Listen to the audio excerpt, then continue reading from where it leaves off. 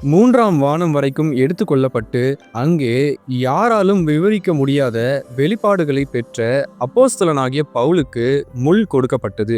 இந்த வீடியோவில் அப்போஸ்தலனாகிய பவுலுக்கு கொடுக்கப்பட்ட முள்ளை பற்றியும் அந்த முள்ளால் ஏற்பட்ட பாதிப்புகளை பற்றியும் அந்த முள்ளில் இருந்து நாம் கற்றுக்கொள்ளும் பாடங்களை பற்றியும் பார்க்கலாம். வாங்க இன்னைக்கு நாம வீடியோக்குள்ள போகலாம்.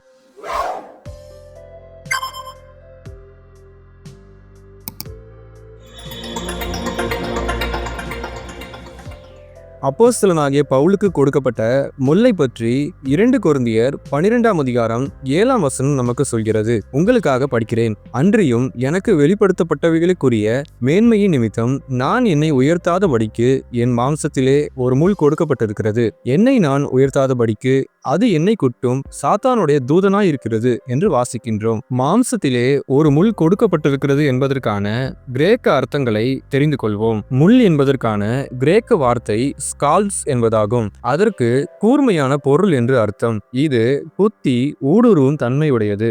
எளிமையாக சொல்ல வேண்டும் என்றால் மருத்துவத்துறையில் அறுவை சிகிச்சைக்காக ஆபரேஷனுக்காக பயன்படுத்தப்படும் கூர்மையான கருவிகளை போன்றதாகும். மாம்சத்திலே என்பதற்கான கிரேக்க வார்த்தை சார்க்ஸ் என்பதாகும். அதற்கு உடல் என்று அர்த்தம். இதன் மூலம் அப்போஸ்தலனாகிய பவுலுக்கு கொடுக்கப்பட்ட முள் அவருடைய மாம்சத்திலே இருந்தது என்றும் அது அவருக்கு மிகவும் வேதனை ஏற்படுத்தியது என்பதையும் நாம் தெரிந்து கொள்கின்றோம்.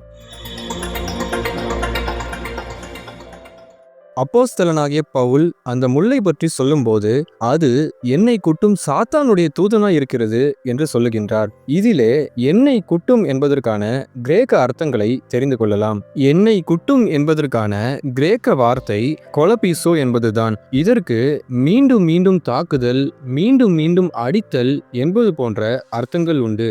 இதன் மூலம் அப்போஸ்தலனாகிய பவுலுக்கு இருந்த பிரச்சனை எப்பொழுதுமே இருந்தது என்று நாம் புரிந்து கொள்கின்றோம். எரிச்சலையும் வேதனையையும் சோர்வையும் ஏற்படுத்தக்கூடிய இந்த முள் எப்போதாவது இருந்ததல்ல, எப்போதுமே பவுலோடு இருந்தது. அப்போஸ்தலனாகிய பவுல் முல்லை தன்னை விட்டு நீக்கும்படி தேவனிடத்தில் 3 முறை மன்றாடுகின்றார். ஆனாலும் அப்போஸ்தலனாகிய பவுல் கேட்டதை தேவன் தராமல் அப்போஸ்தலனாகிய பவுலுக்கு தேவையான கிருபையை தேவன் தருகிறார்.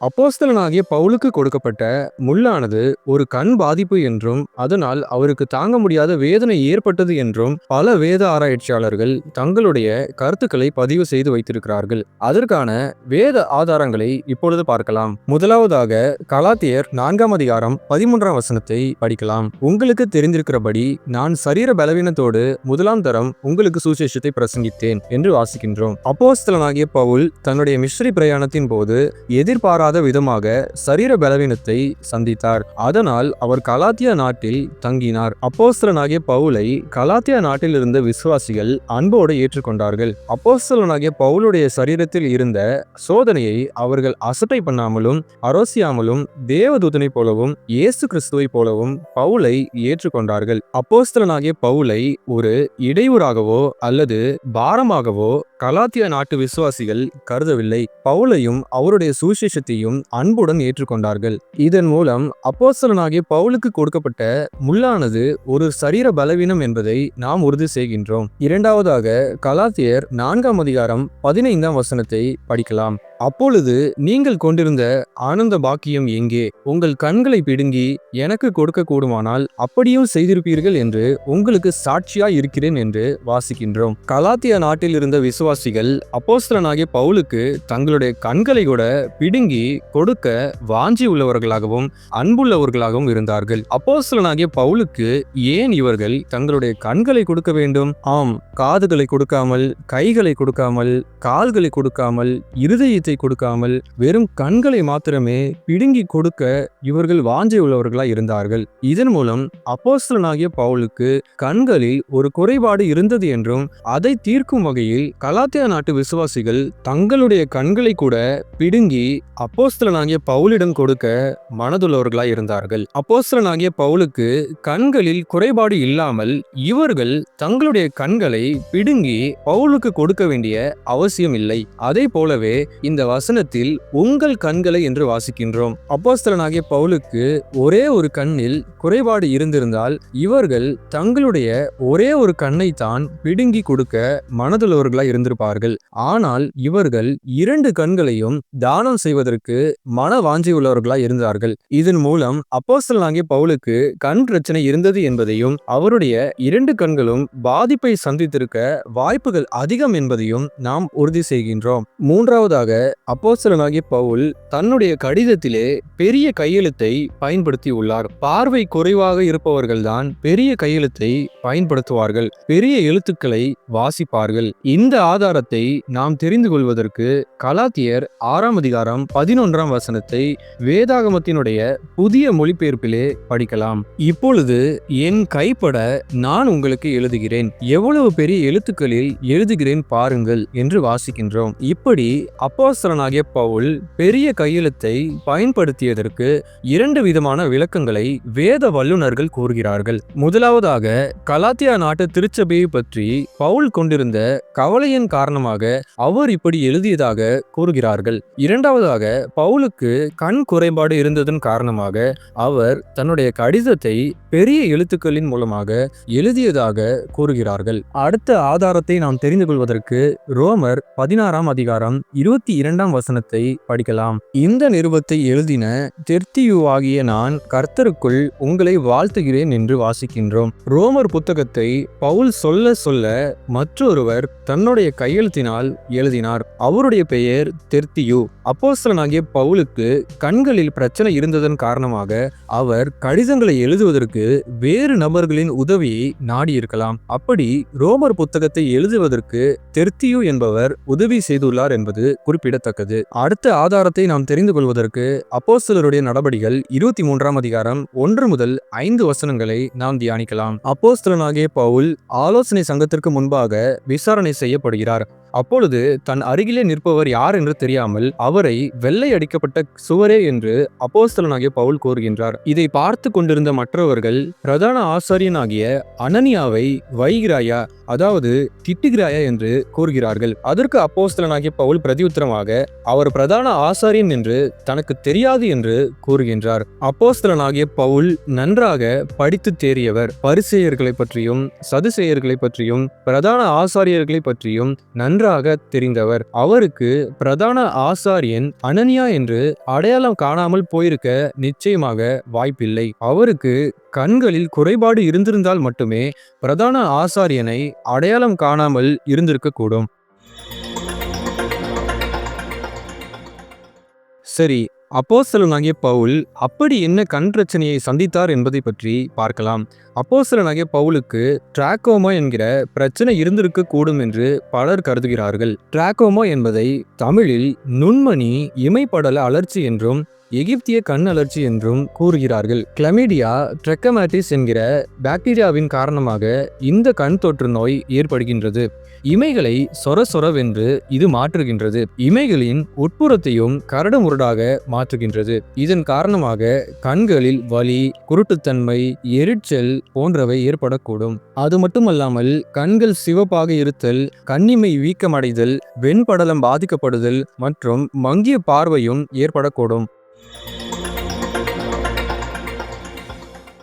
அப்போஸ்தலனாகிய பவுலுக்கு கண் பிரச்சனை இருந்திருந்தால் அவர் என்னென்ன சவால்களை சந்தித்திருப்பார் என்பது பற்றி பார்க்கலாம். அப்போஸ்தலனாகிய பவுலின் மூலமாக தேவன் பல அற்புதங்களையும் அடையாளங்களையும் செய்தார். பல நோய்களை நீக்கினார். அப்போஸ்தலனாகிய பவுலுடைய கர்ச்சீஃபை கொண்டே பலர் சுகம் பெற்றனர். இப்படிப்பட்ட சூழ்நிலையில் அப்போஸ்தலனாகிய பவுலுக்கு கண் பிரச்சனை இருந்திருந்தால் அவரை பார்த்து நிச்சயம் பலர் பரியாசமாக பேசியிருப்பார்கள். மற்றவர்களுக்கு சுகம் கொடுக்கிறாய், உனக்கு சுகம் இல்லை என்று சொல்லியிருப்பார்கள். அது மட்டுமில்லாமல் அப்போஸ்தலனாகிய பவுல் பிரசங்கம் செய்வதற்கு பல பயணங்களை மேற்கொண்டார். அப்போஸ்தலனாகிய பவுல் தன்னுடைய மிஷனரி பிரயாணங்களின் போது சின்ன ஆசியா, கலாத்தியா, மத்திய தரைக்கடல் போன்ற பகுதிகளுக்கு சென்றுள்ளார். இந்த பகுதிகளில் தூசி அதிக அளவில் இருக்கும். தூசி இருக்கும் இடங்களில் கிருமிகள் அதிக அளவில் இருக்கும். இதனால் பவுலினுடைய கண் பாதிப்பு மேலும் தீவிரம் அடைந்திருக்கும். அப்போஸ்தலனாகிய பவுலின் கண்களில் டிராக்கோமா இருந்திருந்தால் அவருடைய கண்களில் இருந்த தொற்று நோய்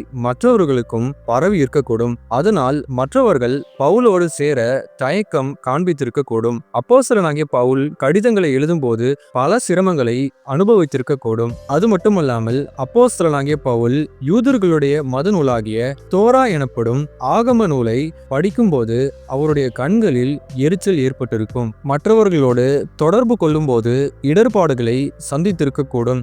தனக்கு முன்பாக நிற்கும் நபர் யார் என்று தெரியாத அளவிற்கு பவுலுடைய நிலைமை இருந்திருக்கக்கூடும். கூடாரங்களில் தங்கும்போது தன்னுடைய குறைவான கண் ஒளியை கொண்டு தன்னுடைய அனுதின வேலைகளை செய்ய சிரமத்தை சந்தித்திருக்கக்கூடும். பவுலின் நாட்களிலே இருந்த கிரேக்க மற்றும் ரோம கலாச்சாரங்களில் நோயானது சாபத்தின் அடையாளமாக இருந்தது. பவுலுக்கு கண் பாதிப்பு இருந்திருந்தால் அவரை மக்கள் புறக்கணித்திருப்பார்கள் என்பது உறுதி.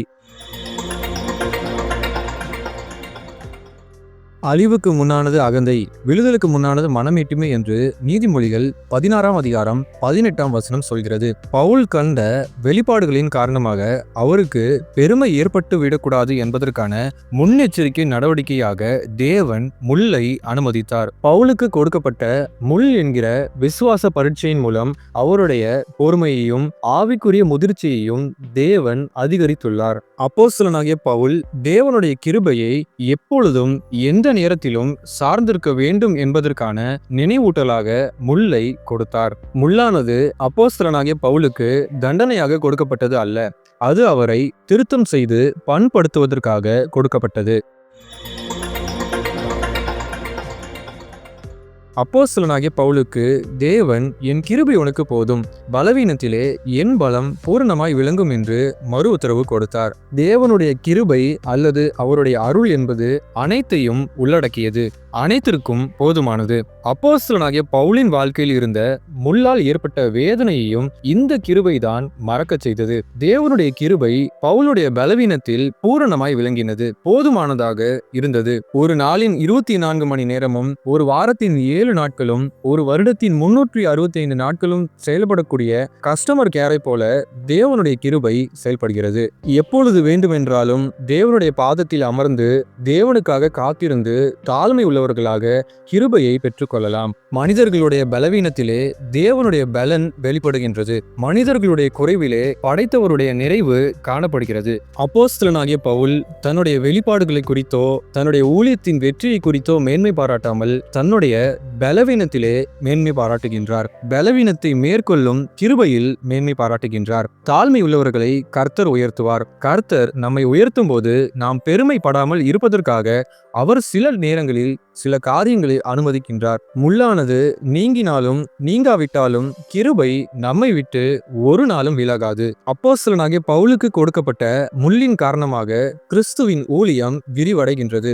எவ்வளவுக்கு எவ்வளவு பவுல் பலவீனமாக இருக்கின்றாரோ அவ்வளவுக்கு அவ்வளவு கிறிஸ்துவின் பலன் பவுலில் விளங்குகின்றது. பல கடிதங்கள், பல இடங்கள், பல மனிதர்கள், பல பட்டணங்கள் என்று ஓடி ஓடி தன்னுடைய பலவீனத்திலும் பவுல் கிறிஸ்துவுக்காக ஊழியம் செய்தார், கிறிஸ்துவோடு ஊழியம் செய்தார். 2000 ஆண்டுகளுக்கு முன்பாக எழுதப்பட்டிருந்தாலும் பரிசுத்த ஆவியின் ஏவுதலினால் பவுல் தன்னுடைய கடிதங்களில் எழுதின வார்த்தைகள் இன்றைக்கும் விசுவாசிகளுக்கும் திருச்சபைக்கும் அடித்தளமாக இருக்கின்றது.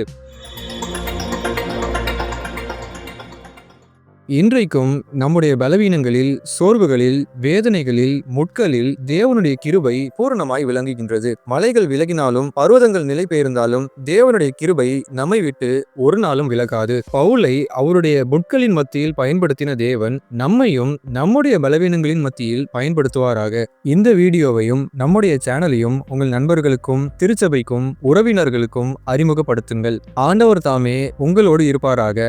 ஆமேன். இப்படிக்கு உங்கள் ஆவிக்குரிய நண்பன் தமிழ் பைபிள் நெட்வொர்க்.